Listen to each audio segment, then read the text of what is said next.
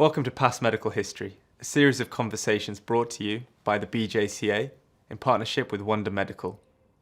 Through these conversations with the people who've shaped modern cardiology, we hope to inspire you with their perspective on landmark events, innovation and discovery. I'm Nikhil Alawalia, and today I'm really pleased to be joined by Professor Bill McKenna. Professor McKenna is the Professor of Cardiology at University College London and previously was the Clinical Director at the Heart Hospital and the Institute of Cardiovascular Sciences. In these roles, he's pioneered a lot of the work that we today take for granted about our understanding of patients with cardiomyopathies and channelopathies, and so I'm really grateful to have him here today with us to talk about those events. Thanks so much for joining us. Nicky, thank you. So I want to start by going right back to the beginning. Your work in cardiovascular genetics has really helped us understand hypertrophic cardiomyopathy in particular in a lot of detail. I understand that was really coming out of a lot of the work and understanding in Canada. Could you start by just telling me a bit about your recollections of those events? Yeah, so I think the beginning of certainly recognition of the cardiomyopathies was late 50s, early 60s. And it happened, curiously, it happened almost simultaneously in North America, Europe, UK, and there was leading people, Brownwald in America, Doug Weigel in Canada, John Goodwin here, and many others. And the hypertrophic of that era was actually fascinating because the new technology was hemodynamics, being able to catheterize, measure mitral regurgitation, measure outflow tract gradients, and then do surgery. So it was a very exciting era in cardiology. The genetics comes quite a bit later, although the first paper and the family that the first gene was identified in actually was published in 1961 by a man called Peter Paré, who was a Canadian from McGill University chest physician. And he saw a 17-year-old boy who had chest pain and syncope, and a good physician did a family history. And he found that half the family had either died suddenly or had strokes under the age of 45. And he studied the family and wrote this paper, Familial Cardiovascular Dysplasia. And that remains actually a classic, although we don't read the classics anymore, but it's actually as good a paper as you'll find on HCM.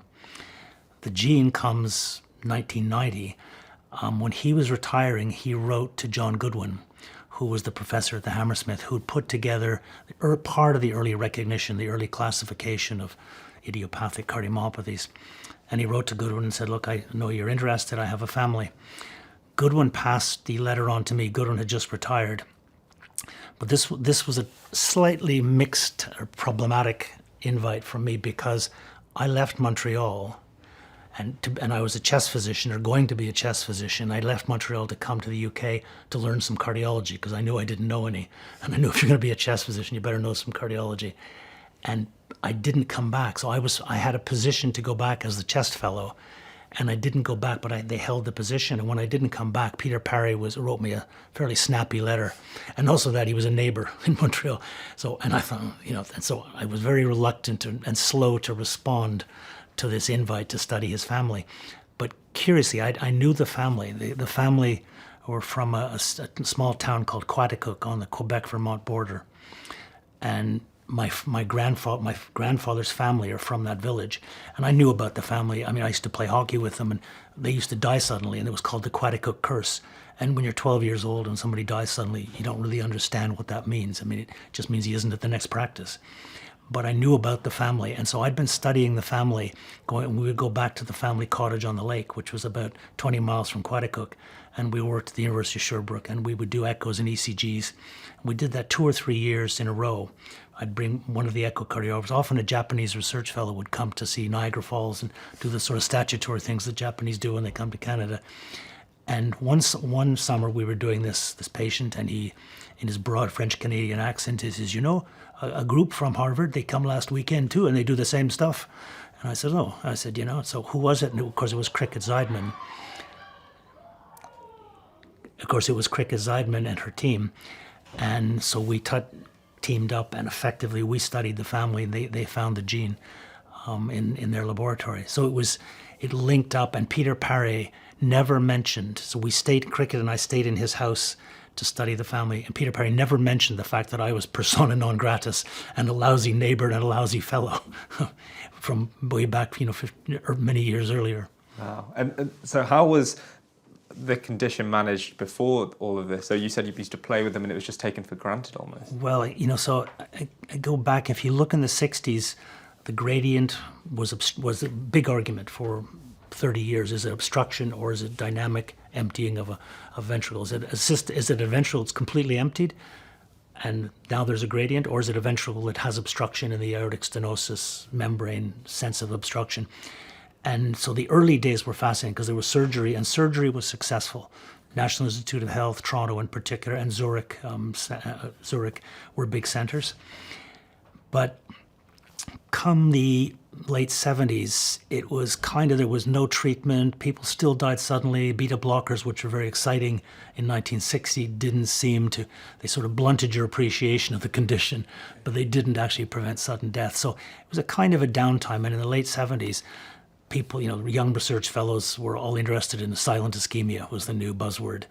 And so I'd been working in Goodwin's clinics when I came from Canada, but no one else, largely because no one else was interested, because there wasn't a lot you could do, and it was very difficult. You had families that, they knew they had the disease, they knew there was sudden death, and these were the bad families in a sense because they showed up because there was a young sudden death. So I would see the families, and basically I fell in love with the families, with the problem, the psychological aspects, the support. But the truth, it was mainly psychotherapy, and then gradually, with recognition of arrhythmia, you could treat arrhythmia sometimes. Recognition of now newer treatments, it's gradually evolved into something that is actually therapeutically, there are endpoints. But at the beginning, the Cell paper, where the first gene in myosin heavy chain was reported, the final paragraph says, now we're going to understand the remodeling process and the hypertrophic process. Well, 30 years later, we're not a hell of a lot wiser. So you were a budding chest physician who came to the UK. What made you change track to take on this work? You said it seemed quite futile earlier on. Well, so that needs to be seen in the context of being a chest physician. So I was interested in chest medicine because of the physiology. My first paper was in aerospace medicine, and it was studying the pulmonary mechanics of the submerged subject. So I got the university swimming pool when it was out of season in the summer. Got football players, I was a football player. I got some of the team to move all the plethysmography equipment, all the equipment into the university pool, and we all got underneath and we measured pulmonary mechanics in 2.5 meters of water. And of course, you think, how is my chest expanding against, quote, an infinite mass of water, and what is going on? So we looked at pulmonary mechanics. So I was interested in mechanics. When you got into a clinic, with a chest clinic, everybody's sitting there with nicotine fingers and the Marlboro package in their front pocket. And I had no empathy for that. And being a physician with no empathy for the patients is not a good thing. And so when I started seeing these patients, not that I've ever experienced sudden death in the family, but I had empathy for them. And I realized I don't want to be a chest physician.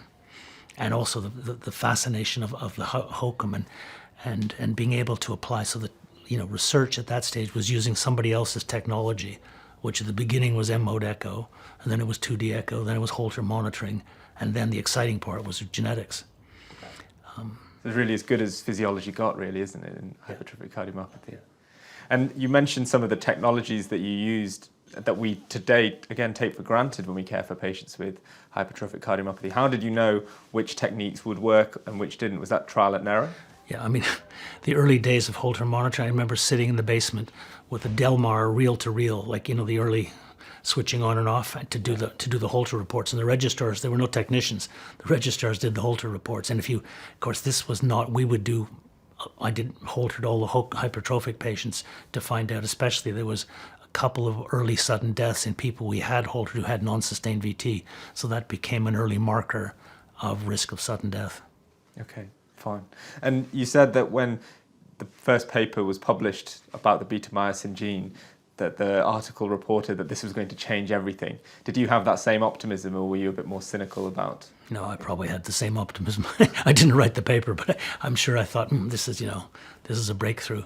And it was a breakthrough in terms of being able to manage a family. So you could tell within the family. And one of the beauties of John Goodwin's clinic is that his view was, one, every patient deserves a diagnosis, And two, if you're studying or if you're looking after a patient with an inherited cardiomyopathy, you're looking after a family. So we had the capacity. So when the opportunity to do genetics came up, we actually had families. We had families pre-studied, and we're ready to go with that. So we were very helpful to a lab like the Zeidmans in that we had families who were already studied. The way you care for patients with hypertrophic cardiomyopathy is very different from other patients in cardiology because, like you said, you care for the whole family. How did you approach that, and how did you find that aspect of this condition? Well, that's actually what fascinated me, as in contrast to a cigarette smoker who's sitting in front of you coughing and you're studying the amoxicillin. It was a different kind of medicine, and it was first of all the structure, the echoes, the function. I remember I was a registrar with Kim Fox, and he said, why don't you just go and get a senior registrar job and just, you can do your hokum stuff on the side. I said, no, Kim, being coronary artery disease is like so boring. It's an exercise, that year it was an exercise test and nitrates and it was so straightforward. Hokum is structure, it's functions, hemodynamics, it's arrhythmia, all the imaging modalities, and then it's genetics. It's the broad, and the psychology is much more complex. So I really enjoyed actually looking after the families, and over time seeing actually the grandchildren of patients we saw in the 70s. Yeah. So that was a major positive. And when the genetics came along, when we knew the genes, it was a positive because we'd studied the families in the context. This is genetics, and we will be trying to do this. And all of a sudden, a decade later, we were finding genes and calling patients up and saying, actually, we have the genes, and if you'd like the children, and we can do the testing and cascade screening through the family, it became a reality. At any point, though, did it feel like a risk to pursue this area that wasn't that well established? Thinking about jobs and security going forwards, did that ever come into your mind? No, I was mindless, and in that regard, and I think that. In the UK, as I'm sure it hasn't changed that much, and certainly in that era, in my era, it was actually quite tough. You waited for somebody to die to get a job, or retire. But there were very good senior registrars who ended up going elsewhere. Because I'd come from Canada and I had the security of family, and I didn't have that sense of I've got to get my A levels to get into medical school to get my next job, and I had a different level of anxiety, but I was just following my nose through a patient population with the technologies available of imaging and then the genetics. So I had a different feel to it, and I was totally engrossed in what I was doing. But career-wise, it was probably not the best career path, and I think I was very fortunate. Because I always say I was the longest established research fellow, I think, in history. I was a research fellow when I was 40, sort of scrambling my money from BHF or drug companies. And John Cam moved to Barts, and from Barts moved to St. George's. And I was appropriate to that in the context of the patient population that St. George's had with Aubrey Leatham, Michael Davis, the pathologist. They had a lot of the infrastructure, so having a clinician come who was interested was useful. So, but that rescued me from being an eternal research fellow, into being senior lecturer and then on. Yeah, I mean, you mentioned some big names of cardiologists who are no longer with us. Can you talk to perhaps the role of mentorship and support that you had at that time to guide you? Yeah. So, I mean, I think very, very fortunate to have worked with John Goodwin and Celia Oakley and Michael Davis. But I remember when I came from Canada, and John Goodwin said, "No, so and I'd been writing to him, and he said, "Now you've got money." And I said, "No, well, actually, I had a grant from the Quebec government, but the junior doctors went on strike, and the negotiating tactic for the government was to cancel all grants, and it affected one person in the province, me. And I found it in May when I was supposed to come here in July. So we came with no money. And I had, from my grandfather's estate, we were allowed to use the income for educational purposes. And the income was about the equivalent of £250 a month. And I remember our rent was, we stayed in sort of, the moss grew up the back closet, and there was no heat. We paid $125 a month. So we became vegetarian, not by choice. My wife is a charm bug, and she would go out to the Portobello Market on Saturday afternoon, and we'd pick up the fruit on the ground, and she'd negotiate for fish heads to make soup, and we survived. I made bread. We had bean sprout cultures growing. So the first couple of years were actually quite difficult in terms of just adapting to the new world. And then once you got into the system and getting a registrar job and senior registrar, then it was a lot easier. But it was challenging at the beginning.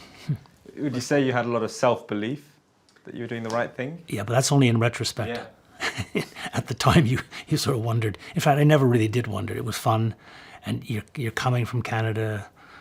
It's a new challenge, new life, and London was like I felt like a kid in a toy shop. It was always new and exciting, and to be able to go to France and ski, and to go to Spain, and the beaches, it was complete. And if you live, people say, how come? I remember John Goodwin said, man, he said, you North Americans, he said, what are you doing? And I said, well, why would you come here? I said, well, if you live in Montreal, and my wife is a photographer and filmmaker, if you live in Montreal, you live 300 miles from nowhere. If you live in London, you live 300 miles from everywhere. So you can travel, you can do things. And London, if you're into publishing and photography, London, New York, maybe Paris, but it was London and New York at the time. And Montreal is a wonderful little place, but it's a small city. Okay. Yeah. The team that you went to work with at St George's, with Michael Davis as the pathologist and John Cam doing arrhythmia management, it sounds like it was a very early multidisciplinary team to manage these complex patients. Was that a conscious decision?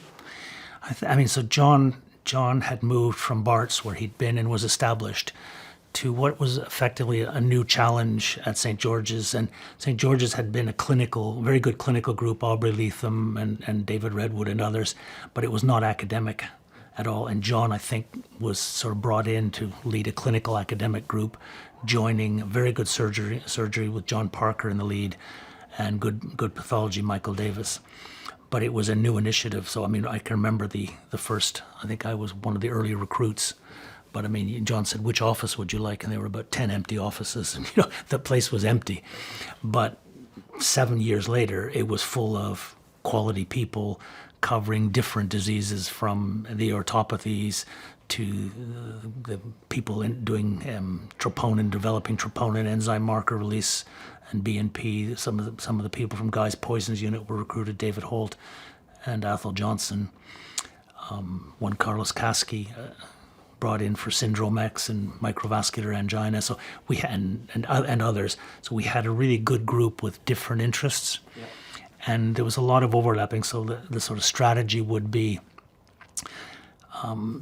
let's invest in a technology that can be applied to 5 or 6 patient populations. So let's look at whether it was at one useless extreme was signal average ECG, but at others we did forearm plethysmography, we did some of the enzyme markers and developed technologies, and we would apply that to multiple different clinical groups. So it became a very successful group and there was certainly particularly in the arrhythmia world, because John Cam was an arrhythmologist.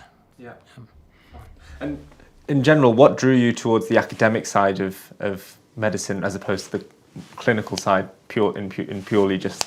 No, I think, I think if you talk to a clinician, I was an academic. If you talk to an academic, I was a clinician. If you talk to either of them, I became an administrator or a manager. So I'm not pure clinician. So but I would see myself as a clinical academic and with a main interest in the patients, and asking questions of the patients and families, and trying to use the technology, which had nothing to do with the developing, but using understanding it enough to be able to apply it to the patients. And I think that was true with the imaging, with the Holter, and then subsequently with the genetics. Yeah. Okay.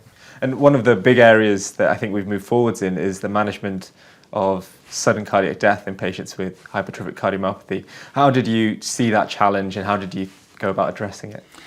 In the beginning, so you find a marker, the simplest marker. We found markers, and the markers would differ dependent on age, particularly. So in the young, non-sustained ventricular tachycardia and an abnormal exercise blood pressure response one was very sensitive and the other was very specific. So you had markers. Then the question is, what do you do? In the early days, it was low dose amiodarone. And, when you look back at, clinical trials now and clinical trials then, I think if, there was an association between improved survival on low-dose amiodarone, but if 2 patients had died, that would have ended so this was a very wobbly statistical in terms of clinical trial data of today. It wouldn't have stood up. But it probably worked to a certain level, and it worked also for paroxysmal atrial fibrillation, where it's particularly helpful. So we worked hard at minimizing side effects, at measuring plasma levels, which sort of went out of, but it wasn't plasma levels for therapy, it was plasma levels for risk. It was sort of like a dig level. If you're above a certain level, you're going to get toxicity. We knew that above 1.5 milligrams per liter with amio or the desethyl metabolite, you would get your significant risk of side effects. So there was a lot of management of amio, and if you manage the patients, they did well. Clearly, when the ICD came along, that was a new world. I mean, it just changed because you had a therapy that you could almost guarantee would be effective. This will not allow you to die suddenly. So you could say that with, now the ICD has its own problems, as you know, but that changed things significantly. What didn't, so that was the arrhythmia side, and the surgical side with alcohol septal ablation and surgery. So you could manage 2 of the main things. What then happened is the sort of, you had a change in the perception of the natural history. So it used to be very slow progression of disease, everything okay as long as you didn't die suddenly. Once you weren't dying suddenly, and once you have the gradient removed, actually then what you're seeing is actually slowly progressive disease living into your 60s and 70s, but having heart failure progression, heart failure complications, stroke. So I think we're in an era now where heart failure progression, stroke is a major part of management, and then obviously there's new drugs which are myosin inhibitors, and we'll see. I think the verdict is still out to what extent these will prevent progression of disease and improve symptoms, but there's drugs beginning to target the fundamental mechanisms of disease as we understand them. So we've come all the way from the first family that you worked with hypertrophic cardiomyopathy to where we are today. And looking forwards, what are your thoughts and perspective on care for hypertrophic cardiomyopathy patients in the future? Yeah. Well, I think, prevent sudden death, be able to treat a gradient, and then now it's prevent progression and attenuate heart failure and prevent heart failure complications. Whether the new drugs actually do that, I think it's exciting that at least theoretically we have a therapy that looks like it has a logic. And if the interesting work of Spodich, where with his laser tweezer shows that at sort of any one time a majority of sarcomeres are resting, but in hypertrophy you got more sarcomeric or myosin cross bridging than you do in normals. If you decrease the number of active myosin cross bridges, do you improve gradients, symptoms, prognosis? These are all. So you've probably got a 5 to 10 year program of looking at what these drugs do to disease, not just symptoms. So the initial work has just been gradient and symptoms, quality of life, exercise capacity, but there's much more to it. And you could look at HOCM and say, is the obstructive component, or is the disease itself a dynamic left ventricle which is nearly completely emptied, so you've got prolonged inefficient contraction, or is it a failure of early diastolic relaxation? And if you look at end systole, in a normal patient, it's about 30 milliseconds on a time activity curve. If you look in HOCM, it's 60 to 90 milliseconds. So is that failed inefficient systole or failure of early diastolic relaxation? And these are questions, and clearly a drug that will alter early relaxation is of great interest to more than just HOCM. So I think there's an awful lot that will be done over the next. I hope that one of the concerns is that the companies that have invested are interested in returning on their investment. And, do they see this as an orphan disease where they charge you a fortune for a small number of patients who take a drug? Or do they actually allow this drug into the community? And at present, there seems to be a very favorable side effect profile, despite the fact that this is a drug which decreases left ventricular function logarithmically in a dose duration related fashion. But it can be used safely, and it doesn't seem to have long-term side effects. The other thing that's good is that there's more than one company with an analogous drug. So there's going to be competition. So I would hope that the companies get the drug into the market and get clinicians using it rather than spending 5 years doing randomized double-blind controlled trials, which I think we've passed the need for. We've got one or two. Let's get clinical experience with registries and properly characterized patients. So that's what I hope happens. What's going to happen will be largely determined by licensing bodies and by the companies. Yeah, okay. And you were also involved in a lot of the early work with ARVC. How did that come to be about? So if you do hypertrophic cardiomyopathy and you get referred patients with sudden death, you realize I've got to know more than just hypertrophic cardiomyopathy, because they're not the only ones who have these events. And so basically started seeing patients. And again, here's where the St. George's group, John Cam, Jazz Gill was then a lecturer, Edward Rowland. So in early 80s, Edward Rowland and a group including me at the Hammersmith published a paper called left bundle branch block tachycardia. Now the French published the cardiomyopathies dysplasie de ventricule droit, very sexy name, our left bundle branch block tachycardia. Not very exciting. So our paper got no notice, but it was essentially the same. And Edward followed those patients. Edward Rowland had those patients and followed. So we had been doing, in the mid-'80s, we were doing RV kryptons. We were looking at RV gold, trying to study the right ventricle with imaging. We did Rodney Fole was the first author, but it was a group of us doing RV echoes to try and define what is the normal RV. So we were involved with right ventricular cardiomyopathy from very, very, very early on. Yeah. And did you go to Naxos and become involved with that early phenotype? So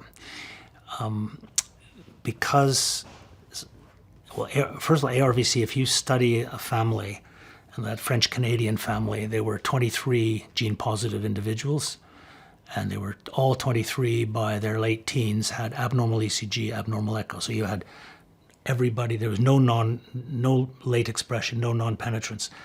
With ARVC, the majority of families of the people who carry the genes do not have fulfilled diagnostic criteria. So you needed an associated phenotype. So the recessive families, and there are two main recessive families. One was in Naxos and the other is in Colombia. And we had Nikos Protonotarius, a Greek cardiologist from the island of Naxos, and his wife Adelena Satsopoulou. Pardon the pronunciation because I don't think it's right, but you get the idea, Greek, pediatric, just a pediatrician. They were sent to Naxos on their military service. And of course, if you're from Naxos, the last place you want to go for your military service is home, unless, but anyway, they wanted something more exciting. Anyway, while they were on their military service, an 18-year-old died suddenly. And they were called, and this 18-year-old had kinky hair, palmar-plantar keratosis, and they said, well, this must have been cardiac. They got the heart sent to a pathologist in Athens, who sent it to Gaetano Tiene, who thought it was ARVC, sent it to Tiene. Tiene said, this is barn door, can I keep it? This was a museum piece, this heart from a pathologist standpoint, from a clinician standpoint, it's a dead person. And so they studied the family, and to study the family, Adelena will say that, they would go to the beach and they'd see somebody with the kinky hair and they'd go over and say, and they'd question them. And when we studied the family, we're used to having to do ECGs and echoes, all day Saturday and Sunday. Here, all you do is go to the bars and shake hands with people because you could tell looking at people who had the gene and who didn't. And because the expression of the cutaneous manifestations actually began, the mothers knew at birth from the sort of red palms and the kinky hair. The cardiac manifestations were usually in your teens, but to study the family was very simple. So all of a sudden, you knew exactly who was positive. And so finding the gene actually was very straightforward. But people had been doing genetic studies for a decade without finding anything in autosomal dominant families. Having the recessive families with the cutaneous manifestations was, and we were lucky because we had published with the Zeidmans on genetics of hokum. The Greeks were reluctant to go as far as America, but they were happy to come. So they came, Nikos and Adelena came, and there was a serious negotiation. They were wanting to make sure that everything was correct and that they would be properly represented. But it was a joy to work on that. The linkage paper was fairly straightforward. with Aman Kuner in Circulation, and then the gene paper was in the Lancet on 2000, finding the first in pancophyllin, placoglobin. I mean, both of these examples are really good examples of translational medicine where you're really going from the clinical phenotype and able to work backwards. That must have been quite interesting from an academic point of view. Yeah, no, it was. I mean, it was fascinating. And we really didn't. In either case, we had no idea. I mean, when they were doing the Hokum work, whatever anybody says, we had no serious candidate genes that were creditable. And when the first gene was found, before it was published, I presented to a muscle group in Padua, Stefano Schiaffino, and he said, "I don't believe you." So there's no way you can have that mutation. He was a muscle physiologist. He said, "You cannot have a mutation like that and survive." Was his view, but it was. And the same with the ARVC, because the pathology had emphasized the fatty replacement. Everybody was looking for genes that had to do with cell differentiation into fat cells as opposed to other cells. So, and then the dermatologists, there was a dermatological literature, again, on the palmar-plantar keratosis, which had actually desmoplakin, was well recognized. And we were working with dermatologists and geneticists with this. And so that was actually our candidate gene, was desmosomal. And that's... Yeah. On that note, did you face any other adversities or challenges in your journey of trying to understand these conditions? Were there other people who said, "Don't believe it, not true," on the way? Well, there were two. One is always funding. So, the rich get rich and the poor stay poor. So if you're trying to do something new or novel, the funding agencies say, "Well, you've never done this before." And of course, that's true, but you're not going to find anything, you have to start somewhere. But we started studying the families in 1980. Well, we had the families, and I wanted to put the families together with the geneticists. And this is early days of gene identification. I mean, thalassemia was recognized in the genes, but basically, I don't know exactly, but it was early days, and the technology, there was the Pharmacia sequence analyzer that could measure 200 base pairs. Now you've got next gen. It was a labor of, doing things took a long time, but we put in 1982 to BHF, we put in subsequently, and then we put in, Hugh Watkins was a cardiac registrar at St. Thomas's, and he wanted to do research. We put in, we didn't get funded, but we established a relationship with the Zeidmans in Boston, so they knew we had these families, so we were important, useful to them. They were useful to us because we couldn't get funding to do the genetics here with Newcastle or St. Mary's at the time. And so Cricket got money for Hugh for the first year, and then of course once we had the gene published, this is very important, we better fund it.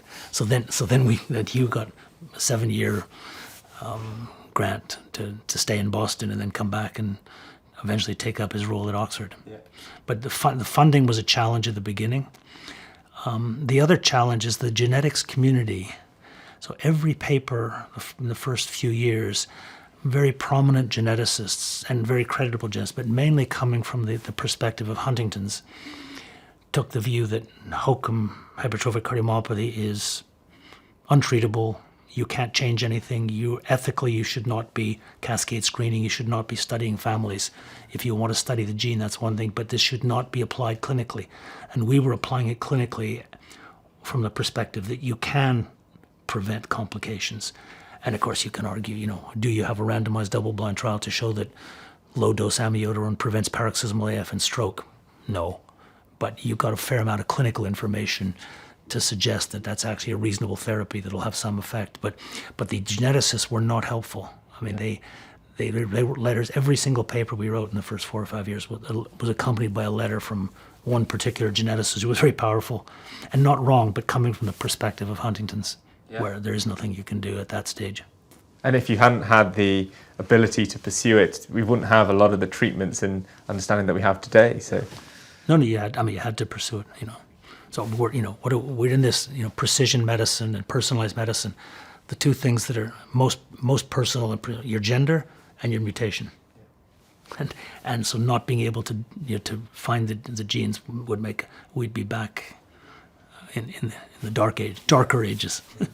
And now looking backwards, it's quite obvious that these families needed sort of non-medical support as well. Did you see that side of support as something that was your responsibility to provide? I know you've worked very closely with Cardiomyopathy UK and charities like that to establish that support. Yes, I mean within the health service and the clinics, you don't have the time. You barely have the time to do the medical component, but the psychological and support and explaining. And so the Cardiomyopathy Association was started by a dynamic American lady who took exception to doctors to doctors who knew less than she did about it, because she'd had it and everyone in her family had had it. No one lived beyond the age of 45. She knew about this disease and she had 2 children who were affected. But she would go to schools and say, no, we've had a cardiac arrest on the child and your children are not coming into the school. And doctors would say, well, we'll put you on verapamil. And she said, I've had verapamil and it's dangerous because, et cetera. So she started the association, early 80s. And again, that was fantastic for us is when we were able to support her. And that was done actually at the Hammersmith. Celia Oakley was very helpful.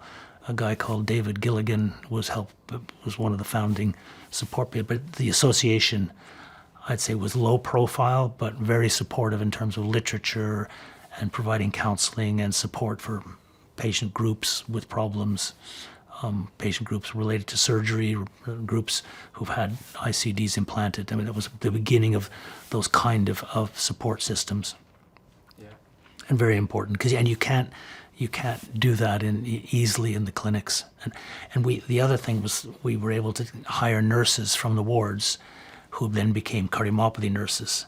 Now that's all standard now, but in the era we did that, they were, apart from transplant nurses, there were very few heart failure nurses, arrhythmia nurses, cardiomyopathy nurses, or genetic nurses.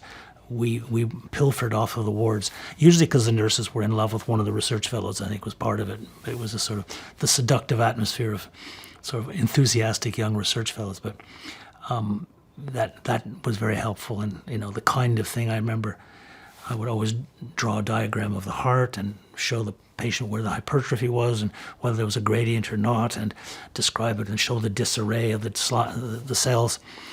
But patients are sitting there next to the doctor with his bow tie on, and they can't take it in. I mean, and I remember one patient, and then Annie said, "Prof," she said, "she didn't understand a word you said." I said, "I know, Annie." I said, "I've got to say it all, but that's why you're here. So you go out and ask her now. Prof's very nice, but he's very hard to understand. Would you like to have a cup of tea and we'll go over this?" But the nurses were great, and they were very important to pick up what the patient had understood, where they were at, where the family was at. Yeah, and I think that's a core part of the cardiomyopathy clinics that I've worked in today around the country.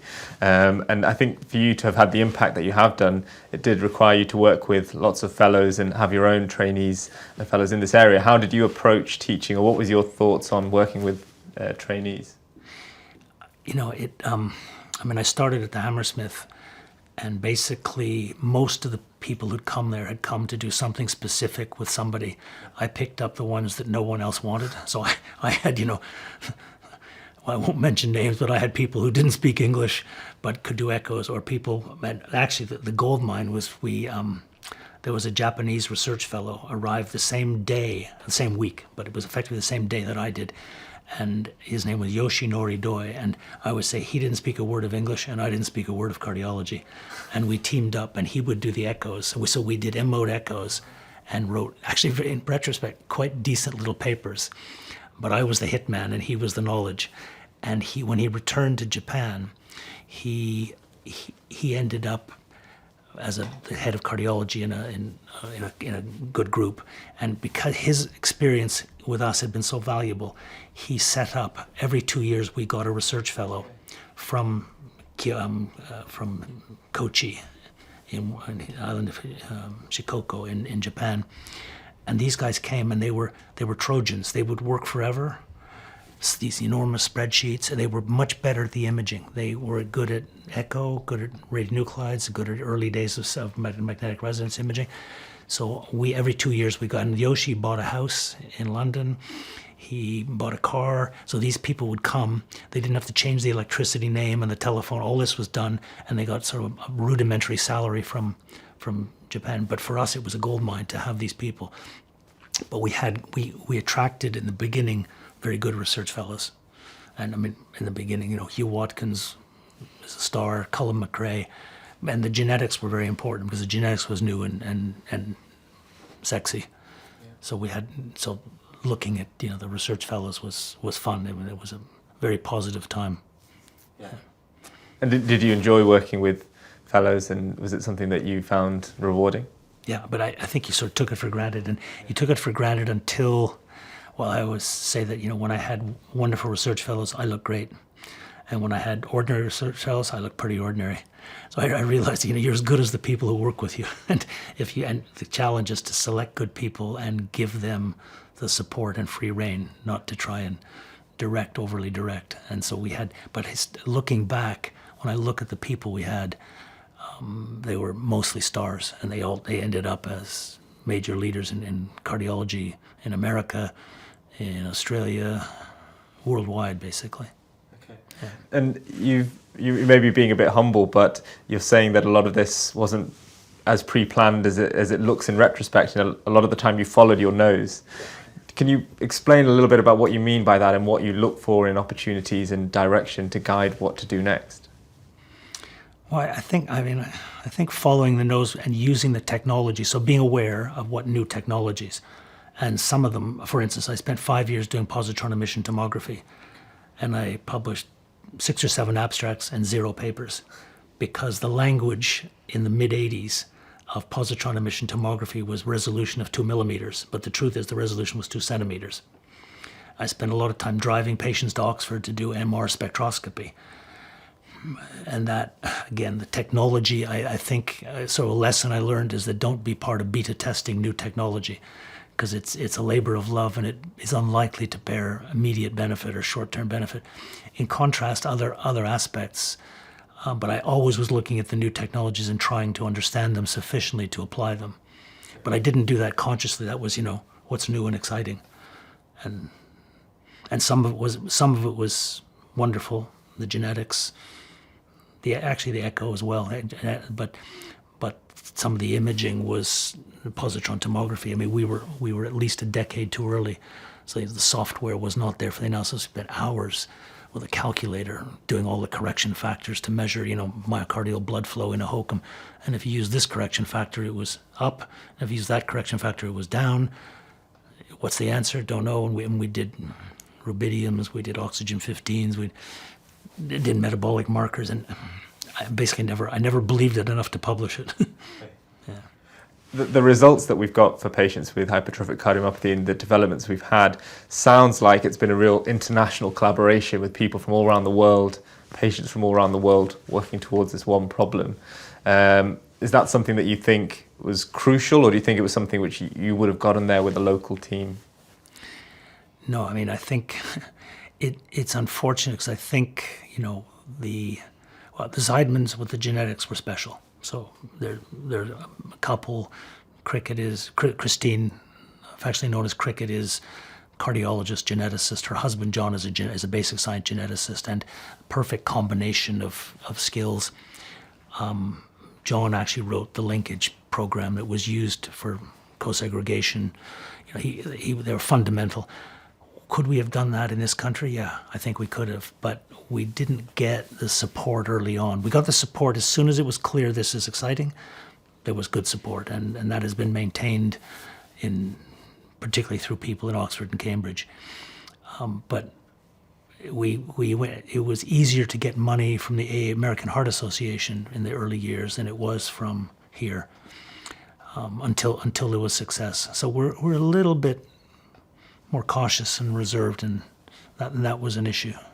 Yeah. Okay.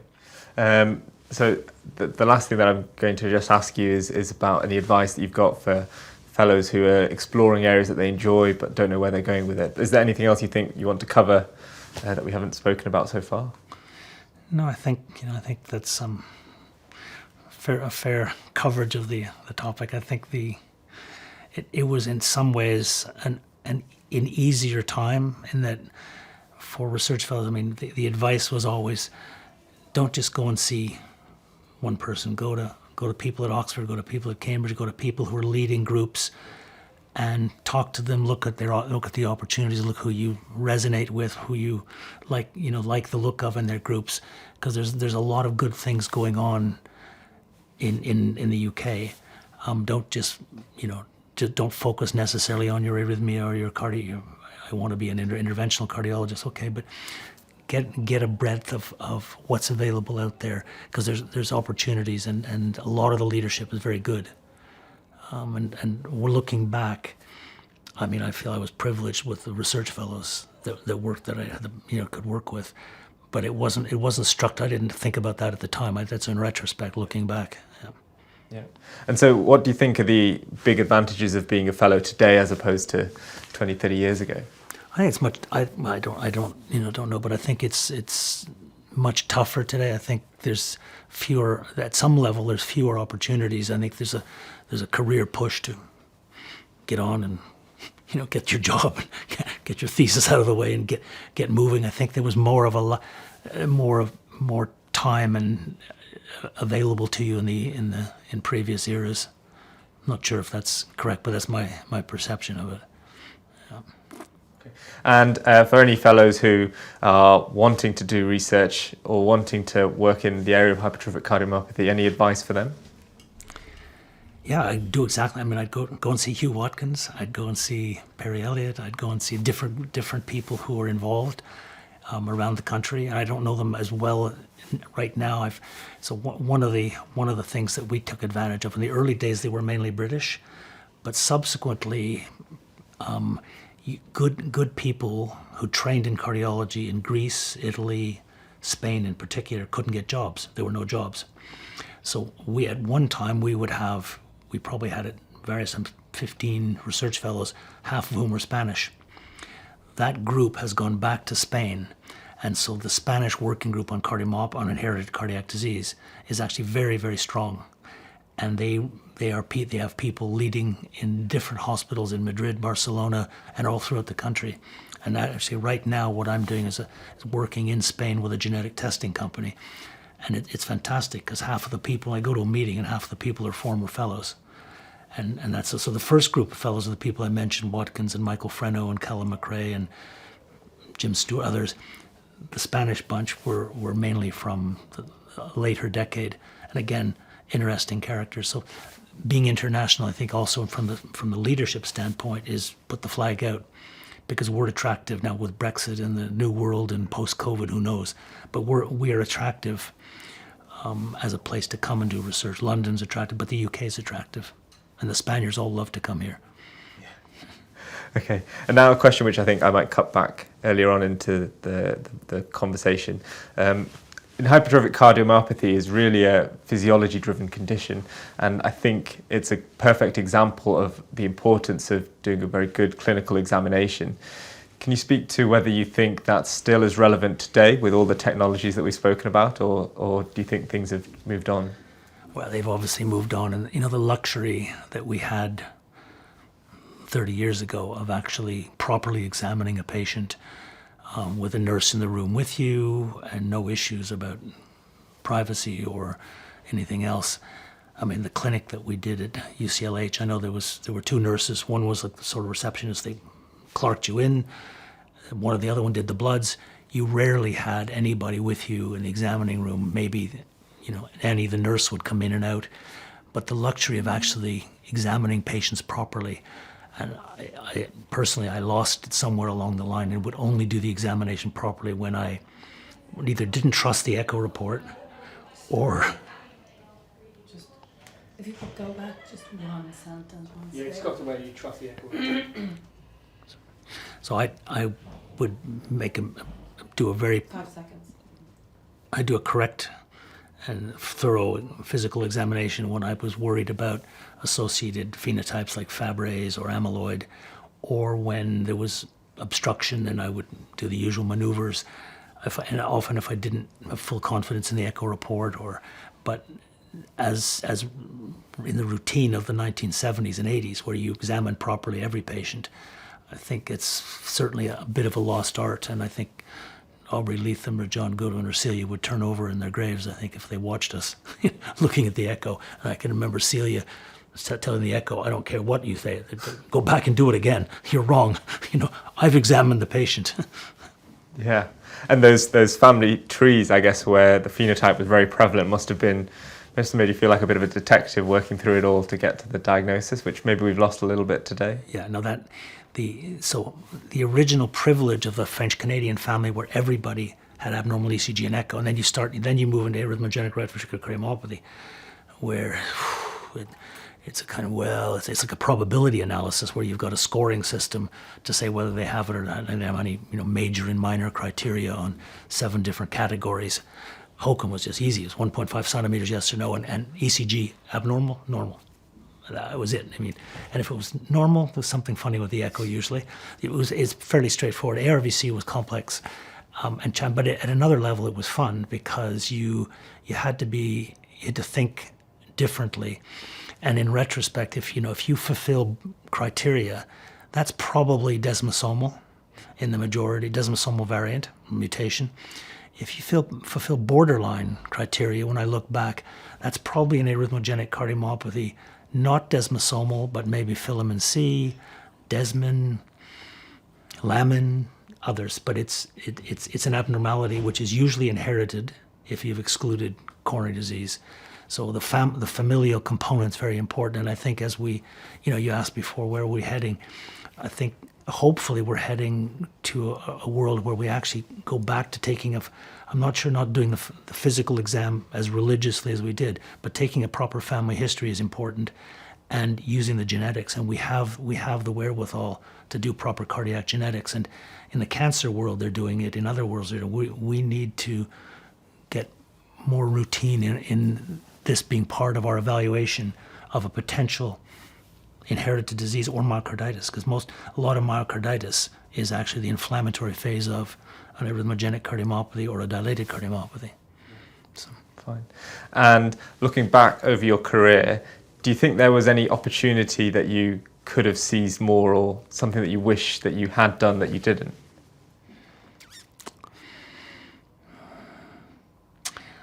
I don't look back and say, I guess if you look at the first decision was, do I come to the UK without money? That was a challenging one, and very glad, because if you look back, in some ways the years without money were the most rewarding years in terms of early marriage, struggling to get jobs, and then to do meaningful stuff. And at the various stages, the move, I think you look back and I was very lucky to escape being, a research fellow forever, and to be able to get to St. George's and work with Michael Davis and John Parker and John Cam, and then moving to UCLH and the opportunity to actually lead a bigger operation and have influence over the way the echo lab ran and the exercise physiology and the arrhythmia service again. So I would look back at these as applying the genetics that we've been able to do internationally. I don't look back and say, I should have done this. Yeah. And, should have taken that job in America. Well, no way. Follow your nose. Yeah, follow your nose. Great. Well, thank you very much for your time again, Professor McKenna. I really appreciate those insights. No, listen, thank you.